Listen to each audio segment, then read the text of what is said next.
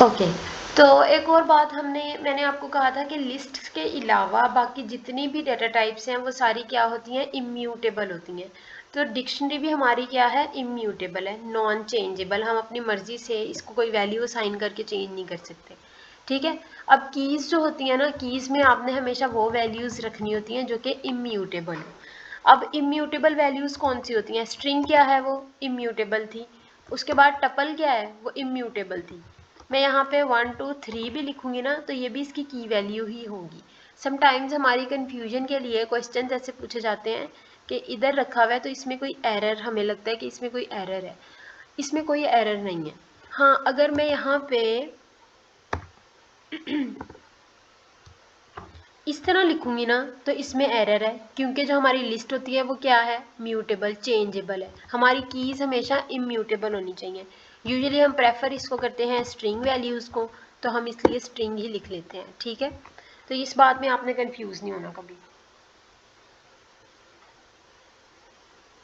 अब Boolean values भी जो थी हमारी, बुलियन वैल्यूज़ का मतलब क्या होता है, ट्रू और फॉल्स। ट्रू और फॉल्स भी रख सकते हैं इसमें हम अपना नाम, तब भी इसमें कोई मसला नहीं होता, बस ये इसकी की वैल्यू होती है, ठीक है। तो आपने जो है ना वो इसमें कंफ्यूज नहीं होना कभी कि हमने की जो थी, मैं यहाँ पे अगर प्रिंट करवाऊँ ना डिक्शनरी को प्रिंट में जाके मैंने प्रिंट करवाना है डिक्शनरी को, और डिक्शनरी में जाके मैंने, मेरी वैल्यू क्या है, मेरी वैल्यू है फॉल्स, की वैल्यू क्या है वो फॉल्स है। अब मुझे की वैल्यू लिखनी है यहाँ पे फॉल्स, तो ये मुझे ये वाली वैल्यू उठा के देगा 1 2 3। तो इसमें कोई मसला नहीं होता कि हम इसका नाम क्या रखेंगे, बस ये हमारी लिस्ट नहीं हो सकती। हम यूजुअली प्रेफर करते हैं कि हम स्ट्रिंग का ही नाम रखें। यहाँ पे देखें 1 2 3 1 2 3, ठीक है। तो आपने इसमें कंफ्यूज नहीं होना। हमने अब डिक्शनरी का कॉन्सेप्ट, मुझे लगता है कि आपको अच्छे से समझ आ गया होगा। हम इसके कुछ मेथड्स जो हैं वो पढ़ते हैं। अब इसके मेथड्स में सबसे पहला इसका जो मेथड है इसको रेज करते हैं। ओके, तो इसके मेथड्स में हम पढ़ने लगे हैं, इसके 4 मेथड हैं, जो बेसिक 4 मेथड हैं। उसमें सबसे पहले मैं एक और नई डिक्शनरी ले लेती हूँ, फॉर एग्जांपल उसका नाम मैं रख लेती हूँ प्लेयर, डिक्शनरी का नाम। और उसके बाद मैंने इसमें लिख दिया है क्रिकेट प्लेयर। ये हमारी की वैल्यू है। की को मैंने कहा यूजुअली हम किस में रखते हैं, की को हमने इसमें रख दिया। अब आप डिक्शनरी के अंदर स्ट्रिंग भी ले सकते हैं। क्रिकेटर का नेम पूछ रही हूँ मैं कि आपका नाम क्या है। उसके बाद हमने अगला जो है वो डिक्शनरी रखी, उसकी की रखी, उसकी की में मैंने रखा पावर, उसकी पोजीशन क्या है। तो उसके बाद हम इसके अंदर रख देते हैं सीनियर, ठीक है। और इसमें हम क्या लें, हम लिखते हैं उसको बोनस कितना मिलता है, और एंड दिस इज़ हमारा 10% मिलता है फॉर एग्जांपल उसको बोनस। ये हमारी एक डिक्शनरी बन गई है जिसके अंदर ये हमारी की वैल्यूज़ हैं और ये हमारी आइटम की वैल्यूज़ हैं, ठीक है। अब हम यहाँ पे हम लिखने लगे हैं गेट मेथड। क्या होता है गेट मेथड का मतलब होता है कि हमने अगर कोई चीज़ देखनी है कि इस डिक्शनरी के अंदर ये चीज़ पड़ी हुई है या नहीं पड़ी हुई, तो वो मुझे बताए। जैसे कि अगर मैं देखूँ यहाँ पे मुझे प्रिंट किया है, मैंने प्रिंट करने के बाद मैंने कहा है कि डिक्शनरी प्लेयर, प्लेयर है ना मेरी डिक्शनरी का नाम, डॉट, और मैंने यहाँ पे प्लेयर के अंदर मैंने यहाँ पे कहा है कि क्या इसके पास कुछ वेपन्स हैं। क्या इसके अंदर आपको नज़र आ रहा है कुछ वेपन्स टाइप का? No ma'am. नहीं नज़र आ रहा, तो ये हमें एरर देगा ऑब्वियसली।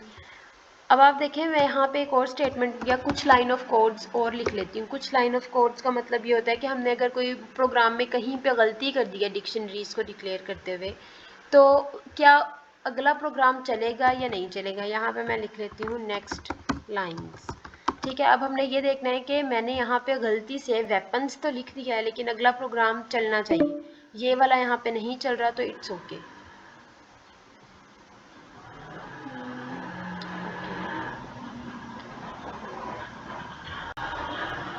यहाँ पे इन्होंने मुझे क्या कहा है कि आपने जो कीवर्ड वेपन लिखा है ना, ये आपके प्रोग्राम में नहीं है, लेकिन उसकी अगली लाइन भी नहीं चली।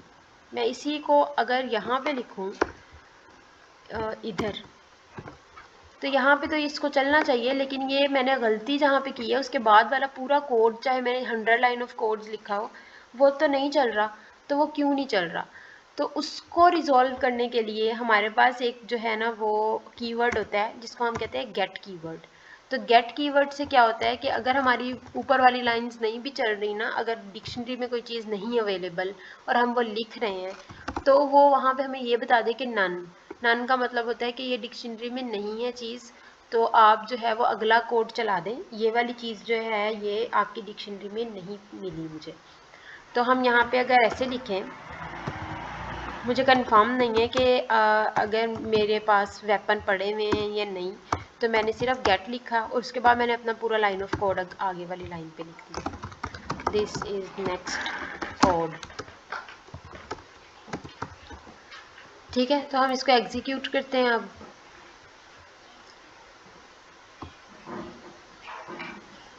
ये देखें यहाँ पे आ रहा है नन। नन का मतलब है कि वेपन मेरी डिक्शनरी में एग्जिस्ट नहीं करता, और उसके बाद यहाँ पे दिस इज नेक्स्ट कोड, तो नेक्स्ट लाइन ऑफ कोड भी ऑटोमेटिकली चलेगा, तो मुझे कोई एरर नहीं आएगा अगर मैंने कोई डिक्शनरी में ऐसी चीज़ लिख दी है जो एग्जिस्ट नहीं करती। इसके अलावा यहाँ पे एक और वैल्यू है, यहाँ पे हम देख सकते हैं कीज़ का।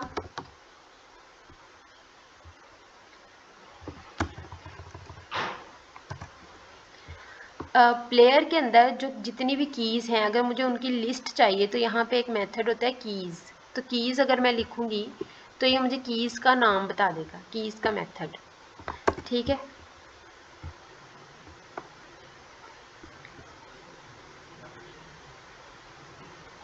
ये इसने मुझे बता दिया कि आपके पास क्रिकेट, पावर और बोनस कीज़ है। इसी तरह अगर मुझे कीज़ के नाम के अलावा वैल्यूज़ चाहिए उसकी, मुझे कीज़ का नहीं नाम लेना, तो यहाँ पे मैं वैल्यूज़ लिखूँगी, तो इसकी मुझे नेम, सीनियर और 10% जो है वो बता देगा। ये देखें, नेम, सीनियर और 10%। अगर मुझे यहाँ पे चाहिए दोनों चीज़ें एक ही साथ, तो यहाँ पे मैं आइटम्स लिखूँगी। डिक्शनरी में आइटम्स होती हैं, तो आइटम्स में मुझे दोनों चीज़ें ये एक साथ बता देगा, क्रिकेट और फिर नेम, पावर, सीनियर और इस तरह की चीज़ें। ये देखें, अब यहाँ पे ना एक चीज़ जो है वो इसकी आउटपुट में तो गौर करने वाली है। वो क्या है? डिक्शनरी आइटम्स, उसने यहाँ पे इसको एज अ टपल ट्रीट किया है। टपल में क्या, जैसे कि क्रिकेट और नेम पूरा एक राउंड ब्रैकेट्स में लिखा हुआ है, उसके बाद इसने क्या किया है, पावर और सीनियर को राउंड ब्रैकेट्स में और बोनस और 10% को राउंड। इसका मतलब यह है कि ये इम्यूटेबल टपल्स हैं, इम्यूटेबल है, मैं इसको चेंज नहीं कर सकती। ठीक है, यहाँ तक आपको समझ आ गई है? Yes ma'am. कोई अगर कंफ्यूजन है तो पूछ लें। अब हम यहाँ पे कीवर्ड दोबारा से देखते हैं। कीवर्ड है हमारे पास इन कीवर्ड हमने पहले भी यूज़ किया है। तो मुझे अगर ये देखना है कि मेरी डिक्शनरी में कोई चीज़ वेपन जो है वो अवेलेबल है या नहीं, कहाँ पे मैंने देखना है? इन और प्लेयर में, प्लेयर डॉट कीज़ में देखना है मुझे कि हमारी कीज़ में कोई भी वेपन नाम का की है या नहीं। तो ये मुझे बताए प्लेयर डॉट कीज़।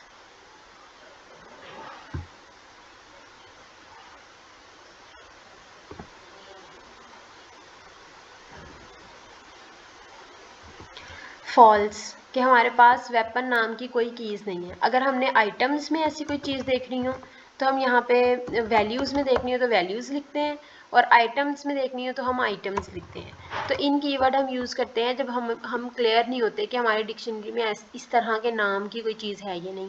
समटाइम्स हम डिक्शनरी बनाते हैं स्टूडेंट्स की रोल नंबर्स के लिए, नेम, रोल नंबर, इस तरह की चीज़ें।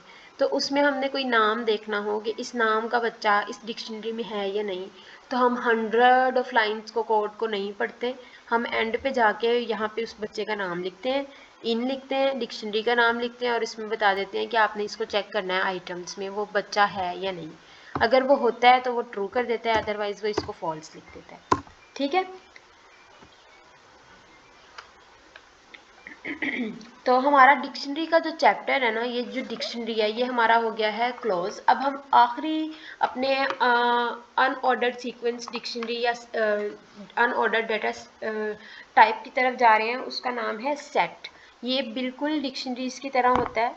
सेट्स जो हैं, सेट डिक्शनरी की तरह होते हैं ये बिल्कुल, लेकिन क्या होता है कि सेट में ये सिंपल होते हैं। सेट आपने कभी मैथ में पढ़े होंगे अगर, सेट इसको हम हमेशा रिप्रेजेंट करते हैं इस तरह, सेट 1 लिख दिया मैंने कर्ली ब्रैकेट्स में, और इसमें हम कोई भी वैल्यू लिख लेते हैं 5।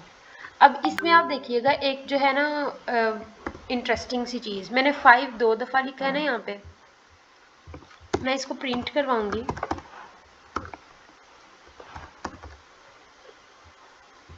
अब यहाँ पे आपकी जो है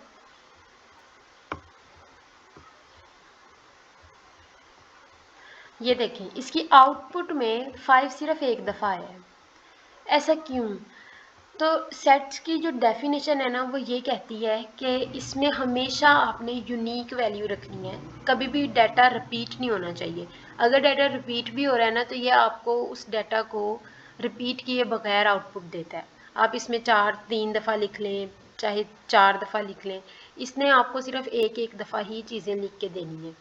अब जब हमने मैथ पढ़ी थी तो उसमें हमने सेट्स में डिफरेंट 3 जो मेथड थे ना वो ज़रूर पढ़ते हैं। उसमें होता है एक इंटरसेक्शन का, एक यूनियन का और एक डिफरेंस का मेथड, अगर आपको याद हो तो यहाँ पे अगर हम बेसिक ऑपरेशंस परफॉर्म करवाना चाहें ना तो हमें 2 सेट्स की ज़रूरत पड़ती है। एक सेट तो हमारे पास है, अब दूसरा सेट लेते हैं हम, सेट 2 इसका नाम रख लेते हैं।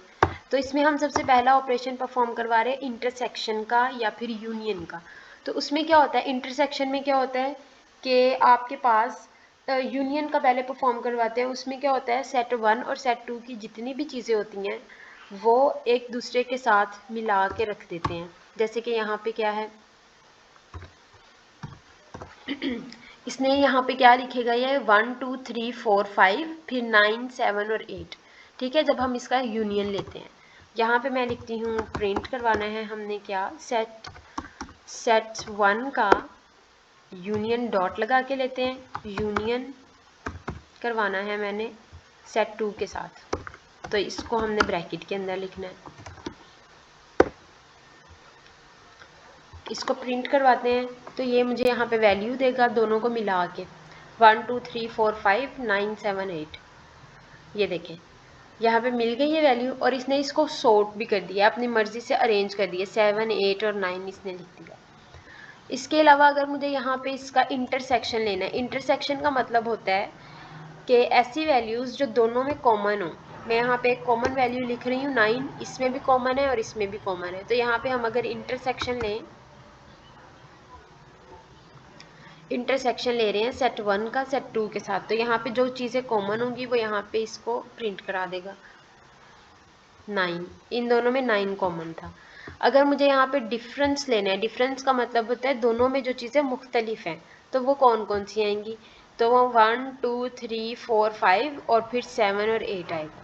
ठीक है, तो सेट 2 का हमने यहाँ पे लेना है डिफरेंस,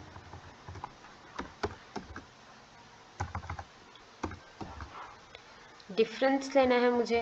तो डिफरेंस लेने के लिए यहाँ पे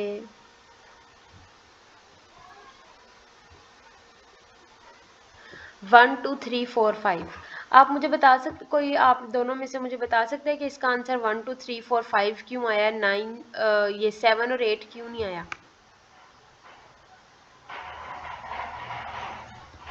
सेट्स पढ़े हुए हैं ना हम लोगों ने, सना एंड उजाला, आपको मेरी आवाज़ आ रही है? जी मैम, 7 और किए 8 हुए हैं। ऊपर वाले सेट में नहीं है, इसलिए जब हम डिफरेंस लेते हैं ना तो हमने इस चीज़ का ख्याल करना होता है कि हम डिफरेंस किस सेट का किस सेट के साथ ले रहे हैं।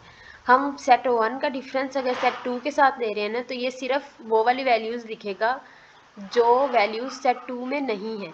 1 2 3 4 5 नहीं है सेट 2 में, तो इसने सिर्फ उनको लिखा। अगर मैं यहाँ सेट 2 लिखूँ, सेट 2 का डिफरेंस ले रही हूँ मैं सेट 1 के साथ,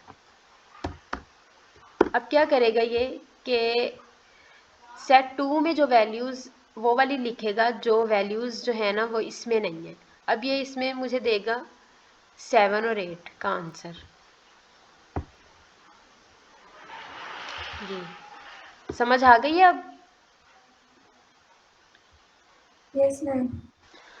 तो ये इस चीज़ का ख्याल रखना होता है डिफरेंस लेते हुए कि हमने किसका डिफरेंस किस चीज़ के साथ लेना है। अगर हम सेट 1 का डिफरेंस ले रहे हैं तो इसने यहाँ पे कंपेयर करना है इसको, 1 इसके अंदर है नहीं तो इसको प्रिंट कराया, फिर 2 इसके अंदर है नहीं, 3 इसके अंदर है या नहीं, फिर इसको प्रिंट करवाया, फिर 4 है या नहीं, फिर 5 है या नहीं, यहाँ तक इसने प्रिंट करा दिया। 9 इसको मैच मिला तो ये नहीं करवाया।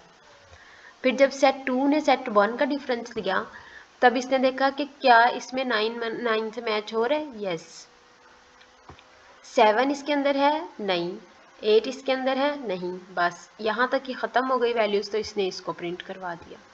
ठीक है, यहाँ तक आप लोगों को आपकी जो डाटा टाइप्स है ना वो हो गई हैं ख़त्म और वो आपको आनी चाहिए। मैं आपको जो है असाइनमेंट दूंगी, आपने उसको भी सबमिट कराना है। इसके अलावा अगर आप लोग का कोई क्वेश्चन है तो वो पूछ लें।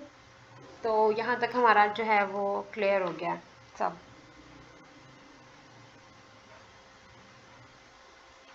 कोई क्वेश्चन है? No ma'am. नो मैम अभी नहीं। अभी नहीं है, बाद में होगा। मैम फिर चेक करेंगे ना प्रोग्राम करते वक्त। हाँ जी, आप लोगों को ये मुश्किल लगता है?